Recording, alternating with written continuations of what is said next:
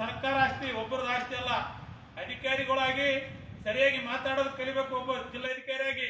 ಯಾಕಂದ್ರ ಈ ಓಣಿನ ಜನರ ಮನೆಗೆ ಕೊಡಕ್ಕೆ ನಾನು ಬರೋರಿದ್ದೆ, ನಡ್ರಿ ನಡ್ರಿ ಅಂತ. ಯಾರು ಇನ್ನ ಮನೆಗೆ ಬಂದಿವಿ ನಾವು ನಡಿ ಅಂತ ಹೆಂಗ್ ಹೇಳ್ತೀನಿ ಜಿಲ್ಲಾಧಿಕಾರಿಯಾಗಿ?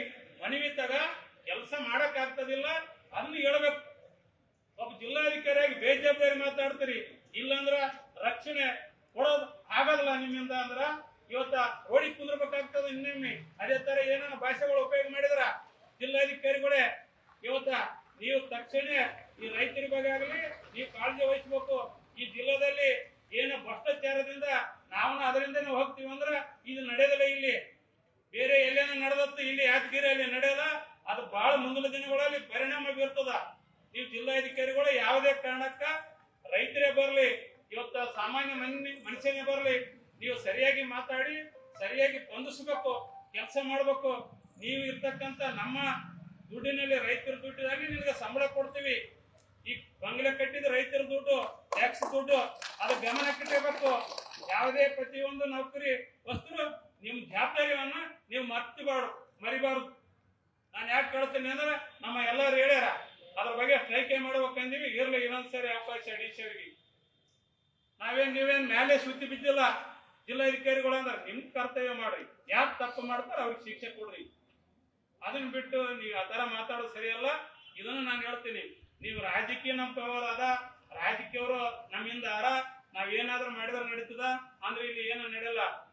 ಇವತ್ತ ಯಾಕೆ ಹೇಳ್ತೀನಿ ಅಂದ್ರೆ ನೇಪಾಳದಲ್ಲಿ ಯಾರ ಅಧಿಕಾರಿಗಳು ಮತ್ತೆ ಸಿಎಂ ಆಗಲಿ ಪ್ರಧಾನಮಂತ್ರಿಗೆ ರೈತರು ಮತ್ತೆ ಜನಸಾಮಾನ್ಯರು ಹನಿವಕ್ಕ ಹೊಡೆದಾರ.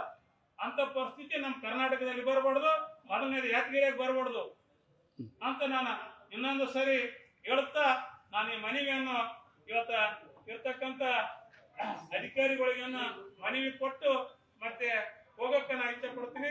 ಓದಿ ಹೇಳಪ್ಪ ಲೈಟ್ ಇರಲಿ ನಾವ್ಯಾಕೆ ಹೇಳೋದು. ಸನ್ಮಾನ್ಯ ಶ್ರೀ ಸಿದ್ದರಾಮಯ್ಯನವರು ಮಾನ್ಯ ಮುಖ್ಯಮಂತ್ರಿಗಳು ಕರ್ನಾಟಕ ಸರ್ಕಾರ ವಿಧಾನಸೌಧ ಬೆಂಗಳೂರು ಇವರಿಗೆ ಮಾನ್ಯ ಜಿಲ್ಲಾಧಿಕಾರಿಗಳು ಯಾದಗಿರಿ ಜಿಲ್ಲೆ ಯಾದಗಿರಿಯವರ ಮುಖಾಂತರ ಮಾನ್ಯರೇ ವಿಷಯ ಯಾದಗಿರಿ ಜಿಲ್ಲೆಯ ರೈತರಿಗೆ ಬೆಳೆ ಪರಿಹಾರವನ್ನು ಅತಿ ತ್ವರಿತವಾಗಿ ವಿತರಿಸುವ ಬಗ್ಗೆ ಮನವಿ ಮಾಡ್ತೇವೆ. ನಾನು ಶ್ರೀ ಅಂಬೇಗೌಡ ಬೇರ್ಪುರ ಸಮಾಜ ಸೇವಕ ಮತ್ತು ರೈತ ಮುಖಂಡನಾಗಿದ್ದು ತಮ್ಮ ಗಮನಿಸಿಕೊಳ್ಳಬೇಕೆಂದರೆ ಯಾದಗಿರಿ ಜಿಲ್ಲೆಯಲ್ಲಿ ವಿಪರೀತ ಮಳೆಯಾಗಿರುವುದು ಕೃಷ್ಣ ಮತ್ತು ಭೀಮಾ ನದಿಗಳ ಜಲಮಟ್ಟಗೊಂಡಿದ್ದರಿಂದ ತಾವು ಸಹ ವೈಮಾನಿಕ ಸಮೀಕ್ಷೆಯನ್ನು ಮಾಡಿ ಸುಮಾರು 1 ತಿಂಗಳು ಗತಿಸಿ ಹೋಯಿತು. ತಾವು ಸಹ ವೈಮಾನಿಕ ಸಮೀಕ್ಷೆಯಲ್ಲಿ 30 ದಿನಗಳ ಒಳಗಾಗಿ ರೈತರಿಗೆ ಪರಿಹಾರ ನೀಡುತ್ತೆ ಎಂದು ಹೇಳಿದ್ದೀವಿ.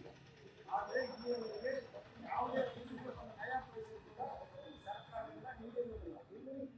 ಒಂದು ಅಂದಾಜಿನ ಪ್ರಕಾರ ಸುಮಾರು 1,18,185 ಲಕ್ಷ ಹೆಕ್ಟೇರ್ ಪ್ರದೇಶಕ್ಕೆ ಬೆಳೆಗಳು ಹಾನಿಯಾಗಿರುತ್ತವೆ. ಸುಮಾರು 500ಕ್ಕಿಂತಲೂ ಅಧಿಕ ಮನೆಗಳು ಹಾಳಾಗಿದ್ದು ವಸತಿ